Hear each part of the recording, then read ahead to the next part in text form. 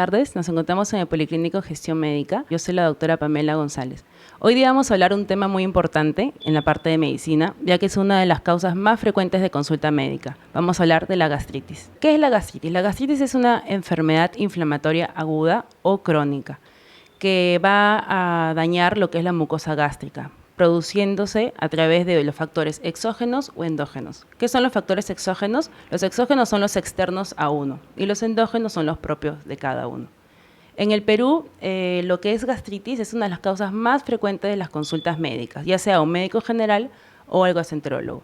Vamos a hablar de lo que es la etiología. La etiología son las causas. Como dije, hay dos, los factores exógenos y los endógenos. Los exógenos vendría a ser el Helicobacter pylori, los AINES, que son los antiinflamatorios no esteroideos, los que son las drogas, tabaco, el alcohol y lo que son las sustancias cáusticas, que son sustancias irritantes a la persona. Y los factores endógenos son aquellos que son propios de la persona, como sería el ácido gástrico, lo que es la propia bilis y el jugo pancreático. Ahora vamos a hablar lo que es la clasificación de la gastritis. Hay muchísimas clasificaciones dependiendo de la endoscopía, dependiendo de la histología, que es a través de la biopsia, o dependiendo de la anatomía patológica. Pero vamos a hablar de la más simple, aguda y crónica. ¿Qué es la aguda? La aguda te causa erosiones en la misma pared gástrica y a veces te causa hemorragia. Y dentro de esta aguda tenemos clasificaciones. Puede ser aguda por estrés, puede ser aguda por lo que la bacteria Helicobacter pylori y aguda por tóxicos. Estrés, bueno, es por el estrés que tenemos muchos, ansiedad, pero mayormente es en enfermedades graves. El paciente que está hospitalizado, que está postrado, que está en UCI. Lo que es las tóxicas tenemos AINES, tenemos el alcohol, tenemos la cocaína, el tabaco. Todo eso nos causa también una gastritis. Y el que nos causa mayor problema en gastritis es el Helicobacter pylori. ¿Qué es el Helicobacter pylori? Es una bacteria. Y esta bacteria, ¿cómo la adquirimos? La adquirimos mediante agua contaminada con heces, la adquirimos con alimentos contaminados y mediante la saliva. Porque está demostrado que en la placa bacteriana, lo que hay en la boca, tienes lo que es el Helicobacter pylori, o sea, mediante un beso. Lo que es la gastritis crónica es aquella que, aparte de tener la erosión en la parte de la mucosa, en la pared de la mucosa y causar hemorragia, acá ya causa una destrucción y una metaplasia. ¿Y qué es metaplasia? Es cuando la célula cambia de forma. Entonces acá ya hay esos problemas, ¿no? Y también tenemos subdivisiones. Tenemos la atrófica y la no atrófica. La atrófica es la más rara, la que le da al paciente mayor, el adulto mayor, el anciano, y en lo que es en el estómago, da en la parte superior del estómago, ¿no? Y esta que te va a causar una anemia perniciosa, y la anemia perniciosa es la que afecta a la vitamina B12. Y lo que es la no atrófica, es la más común, es la que te agarra la parte inferior del estómago, y es la que es causada por el Helicobacter pylori, como dije, que es una bacteria, ¿no? Y esta, lamentablemente, es la que más te predispone a tener mayor riesgo en lo que es un cáncer de estómago. Pero por cronicidad, no es que una gastritis aguda te va a dar cáncer. Ahora hablemos de lo que es la clínica, las manifestaciones clínicas o los síntomas. En lo que es la clínica o manifestaciones clínicas o síntomas, vamos a ver que la mayoría de personas son asintomáticos, que esos asintomáticos no tienen síntomas. O tenemos síntomas muy comunes, un dolor de barriga, un poquito de dolor de cabeza, ¿no? Eso lo tiene en verdad cualquier persona como cualquier enfermedad. Y cuando ya uno tiene síntomas, ¿cuáles son? Es ardor, pero típicamente acá, como se le dice, boca del estómago, ¿no? Que te quema, no es un dolor que te retuerce, es un dolor tipo ardor. De ahí tenemos, lo que es la llenura precoz. Como poquito y me llené. ¿Por qué? Porque ya me lleno de gases, tengo distensión abdominal, o sea, se me hincha el estómago, tengo náuseas y en los casos más graves que vamos a tener hemorragia digestiva. ¿Y cómo se manifiesta una hemorragia digestiva? Por arriba y por abajo. ¿Qué es por arriba? Vómitos, pero con sangre.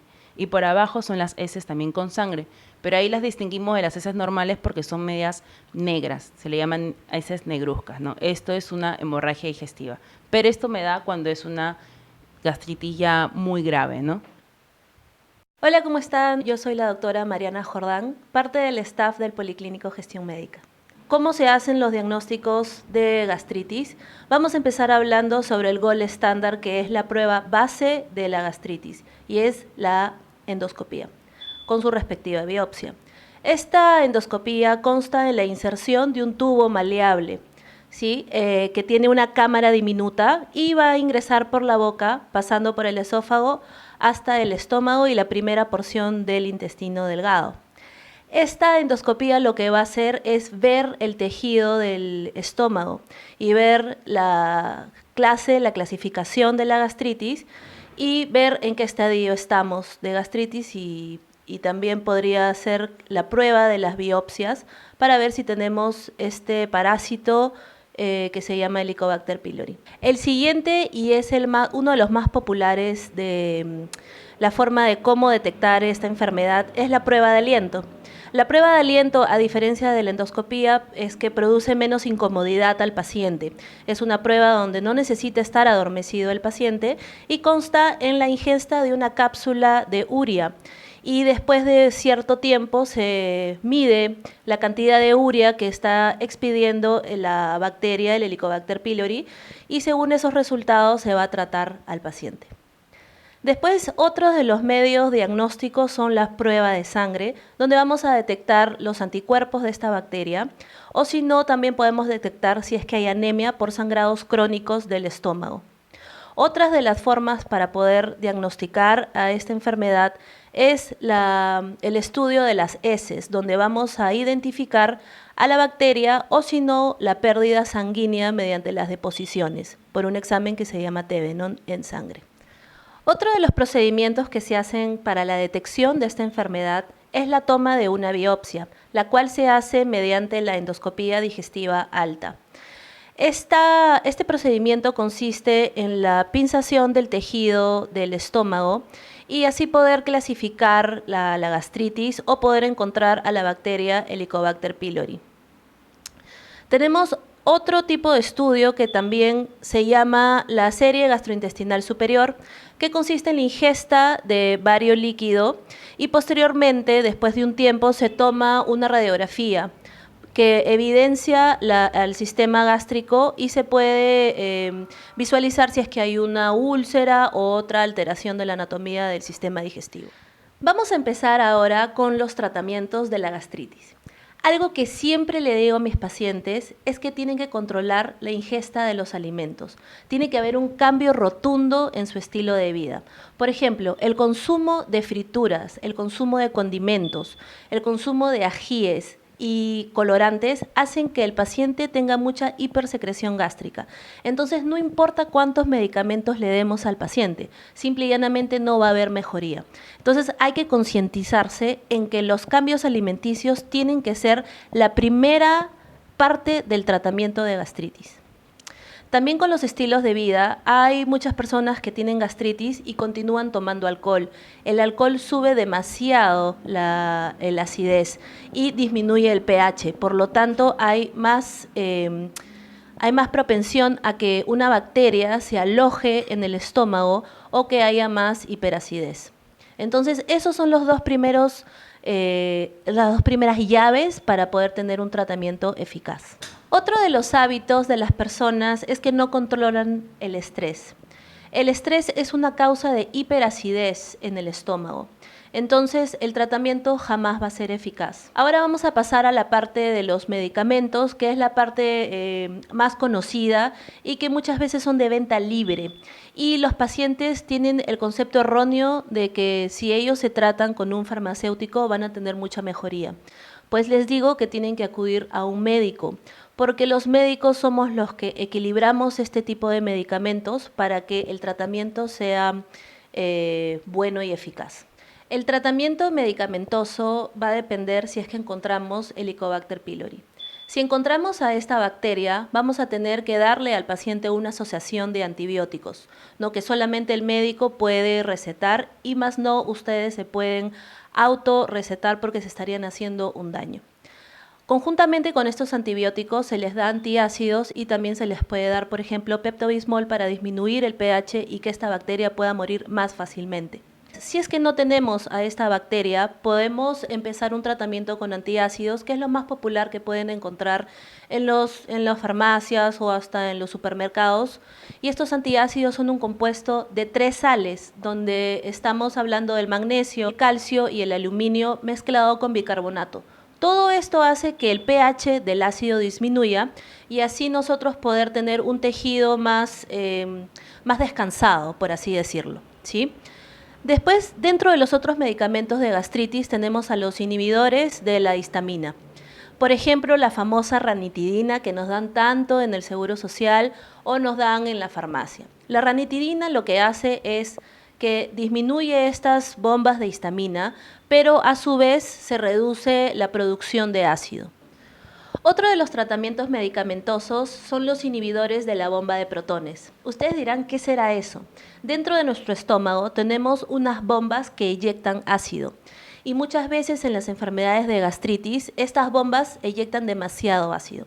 Entonces, estos medicamentos, por ejemplo, el omeprazol, ¿no? Lo que hacen, como su nombre lo dice, es bloquear esa bomba y así disminuir directamente la secreción de ácido.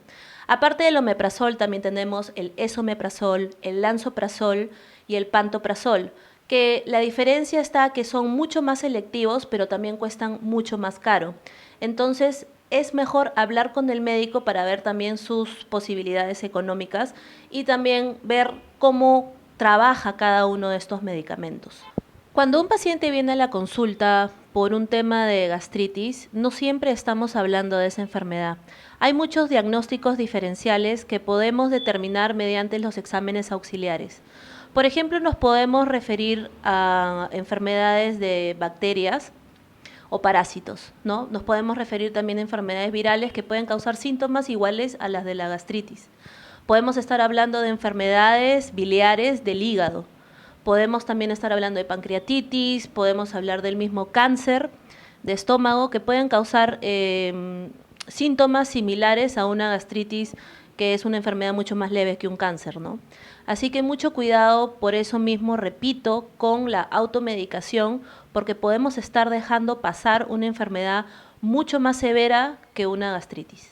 Muchas veces hay pacientes que consumen antiinflamatorios no esteroideos como la aspirina. Ahora, estos medicamentos pueden causar una gastritis medicamentosa. Entonces, se sugiere que se hable con su médico para que hagan un cambio de medicinas o para que corten el tratamiento, porque muchas veces estas gastritis se pueden volver hasta úlceras. Vayan a un consultorio y cuando salgan de ahí, entiendan la receta, entiendan el porqué del medicamento y entiendan las indicaciones. El médico tiene que explicarles todo eso. Ustedes están en su derecho de entender una receta y lo que están tomando. Si tienen dudas, vuelvan a la consulta o llamen a su médico. Es bueno establecer un vínculo con él para que ustedes sientan una confianza de poder preguntarle sin ningún temor y puedan entender bien su receta.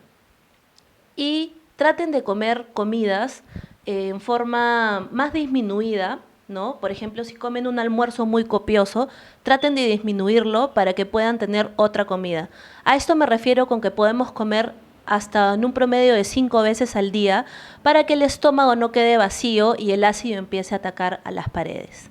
Otra de las recomendaciones es no abandonar el tratamiento, sobre todo si es que el doctor les da antibióticos. El hecho de abandonar un tratamiento hace que la bacteria mute y por lo tanto se va a necesitar un tratamiento mucho más fuerte que el que estamos tomando. Después de haber recibido los tratamientos de gastritis, el paciente suele abandonar al médico, suele abandonar a la institución donde se está tratando y ese es un paso muy erróneo, ¿saben? Porque un médico necesita constatar que se ha derrotado, por así decirlo, a la bacteria. Entonces se necesitan hacer otras pruebas como la repetición de un test de aliento o la repetición de una toma de heces para ver si sigue existiendo la presencia de estas. Estimados señores, el Helicobacter pylori es una de las principales causas de cáncer de estómago.